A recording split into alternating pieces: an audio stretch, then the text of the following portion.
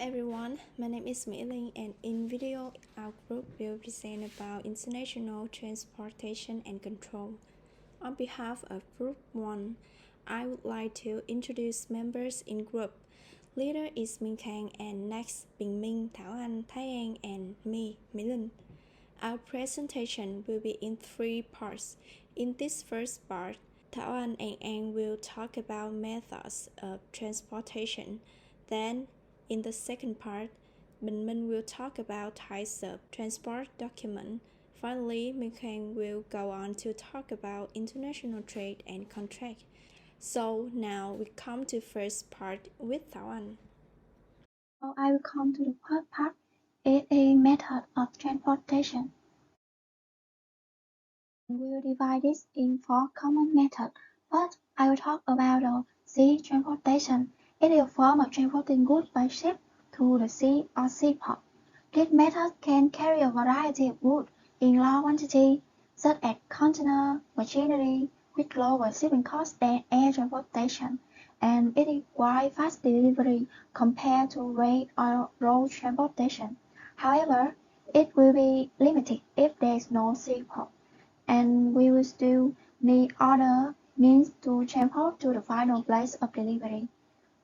Next, I will talk about air transportation. It is a form of transporting goods by land, and this method can transport light and high-value goods such as goods, electronic products, and fashion products, and it has extremely fast delivery speed. It's suitable for transporting goods that come in proper parts and needs to respond quickly. Air transportation has extremely high flexibility due to its large connection network around the world, but this method still has disadvantages. The shipping cost is extremely expensive. It can include rate, tax, insurance premiums, and the process will take a lot of time. We still require other means to transport goods from the airport to the final delivery. So next, I will handle to Thái An. Thái An will continue to talk about the next 2 methods for you. Road transportation is a form of transporting goods by train. This method is suitable for transporting a diverse range of large and heavy items. Compared to air or water shipping, it's relatively cheaper. However, additional fees like insurance premium and shipping fees may apply. Rail transport offers flexibility as it can reach many areas. Its effectiveness is limited by factors like availability of rail system or impacted times or train schedule, which can impact the time to deliver goods. And next is road transportation. This is a common and relatively low-cost method of moving goods using vehicles such as car or truck. This method varies goods with low cost paid on trains and vehicle. This is fast and efficient for delivery in the country and nearby area. Road transport is also flexible and can deliver goods to any required location. However, it may be limited when shipping goods through different countries or regions. And in addition to traditional transportation, there is also a method that involves pipelines. Pipelines are used to transport liquid and fuel, such as gas, oils, and chemicals, etc. These pipelines connect one country to another and make it easier to transport products and reduce losses. However, this method is slower compared to other modes of transportation, and this can only be used for specific products. Furthermore, construction investment costs are very high.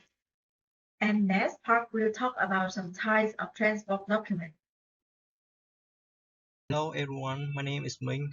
I will continue the presentation by delving into the complex world of the bill of lading (BL), a vital element of the logistics and shipping industry.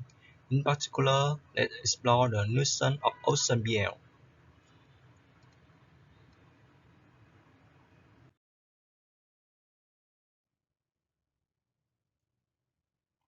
Starting with ownership, there are 3 types of BL. check bill. This time specify the name and address of the consignee. The shipper will only deliver the goods to the individual mentioned on the bill. Order bill. The original bill does not display the consignee name but uses the term to order in that section. It allows anyone holding the original bill confirmed by the shipper to receive the goods. Bearer bill. The bill doesn't mention consignee name and it is issued by order without clearly stating whose order it is. Anyone holding this bill can claim the goods. And it's worth noting that an order bill can transform into a check bill through clear endorsement, or into a bearer bill with an instrument lacking the consignee names. Based on the legality of transport goods, the original bill, stamped and signed by hand, representing the legal ownership of the goods. Copy BL similar to the original but lacks the hand-signed original stamp, marked as non-negotiable. Based on loading and unloading status of goods. Ship on board bill is shown when goods are loaded on board, confirming the shipment. Receive for shipment bill. This bill of lading commits to the goods owner that the goods will be loaded onto the ship. Ownership agreed upon in advance. Based on comment on BL, clean bill has no defective notes on shipment condition, providing confidence to the consignees and or banks. Unclean or dirty bill contain negative remarks about the shipment condition, affecting confidence. Based on charter method, liner bill issued by a shipping line to a shipper which serves as a receipt for the goods and evidence of the contract of carriage. Voyage charter bill issued by a charter party who has hired ship full or part of the space in the ship for his use. The charter party bills of lading are issued subject to the terms and conditions as agreed by the hire and the ship owner. Now let's move on to the airway bill.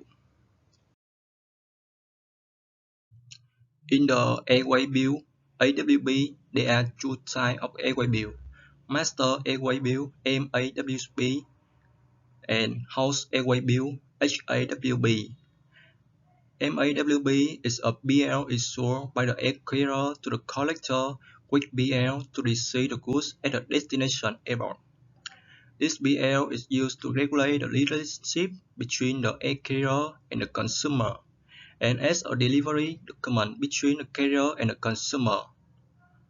A houseway air bill is a BL issued by the collector to individual shipper when receiving goods from them, so that individual shipper with BL go to receive goods at the destination. This BL is used to adjust the relationship between the aggregator and the individual shipper and is used to receive goods between the aggregator and the retail shipper. The difference between MAWB and HAWB is about the number of bills lading, payment terms, phrase, name of goods, shipper, consignee, and issuing company. About the number of lading, there are 11 numbers required, of which the first 3 numbers are the airline codes, such as Vietnamese Airlines is 738, Singapore Airlines is 618, Thai Airways is 217. But in the HAWB, 11 numbers are not required. About payment terms, MAWB must be prepaid, very rare case of collect. In HAWB, it can collect or prepay. About phrase, it is mandatory to eliminate the money on the bill of lading. But in HAWB, it is not necessary to evaluate the money. If not, the transport agent usually evaluate the money as arranged. About the name of goods. In MAWB, normal row name is consolidation as per manifest. In HAWB, type the actual name of the row. About shipper, MAWB, name of transport agent. HAWB, name of the buyer and actual seller. About the issuing company. MAWB's airline issuer bill of lading. HAWB transport agent. Forwarder issue bill of lading. And that's the difference between MHWB and HAWB. We will moving forward and to the railway bill.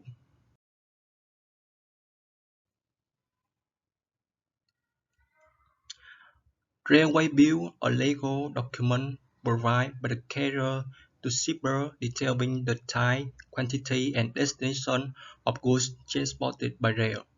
There are two types of railway bills: slow railway bills, the black letter prints on white paper. A spread railway bill, the black letter prints on white paper, has red line 1 centimeter wide on the top and bottom edge of both sides, front and back. Now let's conclude our explanation with the railway bill.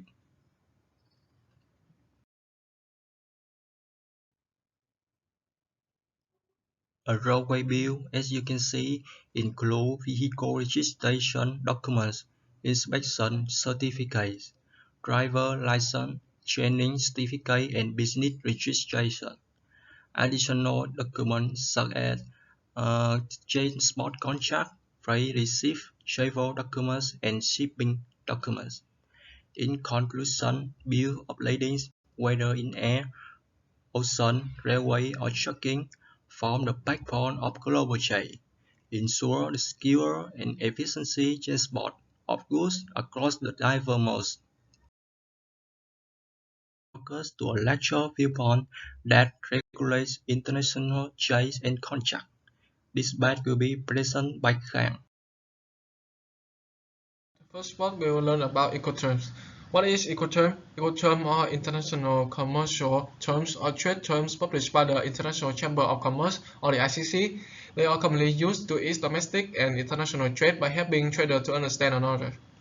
Incoterms are not part of international law, and they have been incorporated in contracts for the sales of goods worldwide and provide rules and guidance to importer, exporter, lawyer, and many others of international trade.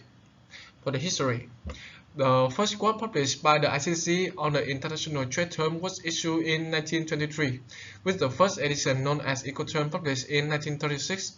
Over the years, the Incoterms rules were added in 1953, 1967, 1976, 1980, 1990, 2000, 2010, with 9 versions in the latest one is 2020. The purpose of Incoterms is to provide a set of international rules for the interpretation for the most commonly used trade terms in local and foreign trade. First one is to avoid misunderstanding the meaning of certain terms and dispute litigation, to adapt the term to the increased use of electronic data interchange. Third one is accommodate the change in the use of technology in transportation. On this part, we will learn the structure of Incoterms. This is the Incoterms version 2000. This is the Incoterms version 2010. And finally, this is the latest version of Incoterms, which is Incoterms version 2020. Then we will learn how to read this, okay? The blue one over here is the seller application, the yellow one is buyer application, and the orange one over here is transfer of the risk.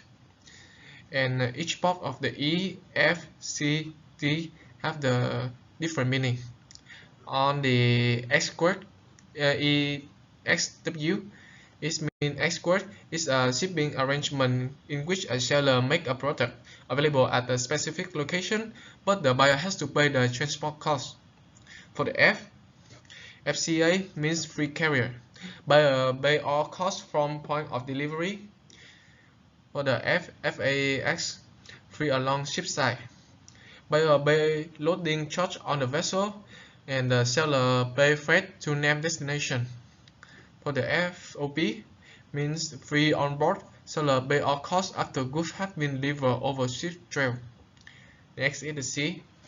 First is CBT, means carriage paid to. Seller pay freight to named destination. Next is CIP, means carriage and insurance paid to. Seller pay freight to named destination and provide cargo insurance. Finally, is the CFR, means cost and freight. Seller pay all costs up to port of or port of destination, payer pay insurance. And the CAF means cost, insurance, and freight. Seller pay freight to named destination and cargo provide insurance.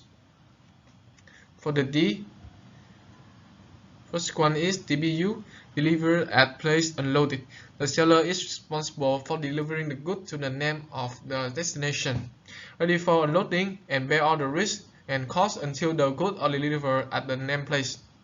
The buyer is responsible for unloading the goods from the arriving means of transport and paying any applicable local tax and import duties. For the DIP, deliver at place. Seller deliver the goods and bear all the risks and costs until the goods are delivered at the named place. The buyer is responsible for unloading the goods and paying any applicable local tax and import duties. Finally is the DDP. The seller is responsible for delivering the goods to the named place of destination, ready for unloading, and bear all the risks and costs until the goods are delivered at the named place, including export and import clearance. The buyer is responsible for unloading the goods and paying any applicable taxes or import duties. In the DDP, the seller bear all the risks and the costs from that point on to the final destination. You can see there are some similar between DBU and DDP. However, the DBU transfers the risk and liability from the seller to the buyer once the goods are unloaded on the ship or the vessel or something, while the DDP does not transfer the risk and liability until the goods are delivered at the final destination. You can see on the board over here.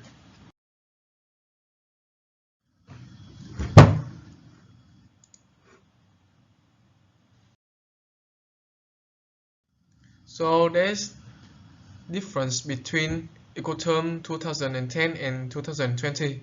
The first one is insurance cover. The level of insurance cover in the CIP rules has been increased from the level C to level A. Unless the says that otherwise in the agreement, the CAF rule has still had the level of cover C. Security requirement Incoterms 2020 include new security requirement for the carriage of goods. Cost allocation, the rules have been recognized to make it easier for users to identify deliverer and risk rules. This change are made, but traders can still use the past version of Incoterms in the recent years. For example, we are in the year 2023, but we can still use the version of Incoterms 2010. Next part is international law of trading. There are many international law and regulations that govern international trade. One of the most important is the foreign trade law, which is a legal framework that is regulate foreign trade in many countries, including Vietnam. The law defines the scope of foreign trade and provide definition for key terms such as foreign trade, national treatment, and most favored nation treatment. It also establishes the right and obligation for importer and exporter. In addition to the foreign trade law, there are many other laws and regulations that govern international trade, such as custom regulation, export control, and trade agreement. This law and regulation can be complex and difficult to navigate, so it's important to seek legal advice if you are involved in international trade. Next is the international insurance of trading. International trade insurance is a type of insurance that indemnifies importer and exporter against various types of losses, including damage to goods in transit, product injuring consumer, and importer non-payment. Finally, the last part of this chapter is international contract. The international trade contract are legal agreement between two or more parties that outline the terms and conditions for international trade transactions. These contracts are designed to protect the interests of all parties involved in the transaction to ensure that the transaction is completed smoothly and without any dispute. The International Chamber of Commerce, or ICC, have published various models of contract and guides to international contracting. One such model contract is the ICC Model International Sales Contract. This contract is reliable and equitable template that provide a set of clear and concise standard contractual conditions for the international sale of goods. That's all we want to say about international transportation and control. I would like to thank you for taking time out to listen to our presentation.